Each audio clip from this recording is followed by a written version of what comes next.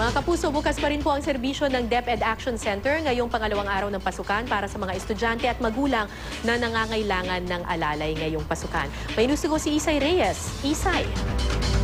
Kara, tuloy-tuloy pa rin ang mga tawag na natatanggap ng DepEd Action Center para sa kanilang Ulan Balik Eskwela. Simula raw nang magbukas sila noong May 26, nakatanggap na sila ng 205 calls and walk-ins dito. Pinakamarami mula sa NCR. Karamihan sa mga tanong ng mga ito ay yung mga kinakailangang requirements kung lilipat mula sa private school papunta ng public school at kung paano ba mag-secure ng mga dokumento ang mga ito. May ilan din silang natatanggap na tawag mula sa Region 8 dahil marami sa mga estudyante rito na wala ang mga records dahil sa bagyong Yolanda.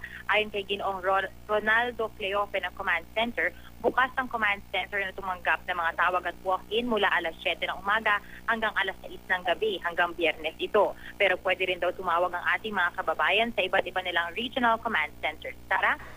Yes, Isay, nagsagawa na ba ng press conference yung mga opisyal ng DepEd dyan, si ASECA Jess Mateo or si ASECA Umali? Kasi kanina ay may ibinalita sa atin yung ating kapusong si Mark Salazar na may ilang mga eskwelahan, partikular yung Ramon Magsaysay High School, na hanggang ngayon ay wala pa ring textbook para doon sa K-12.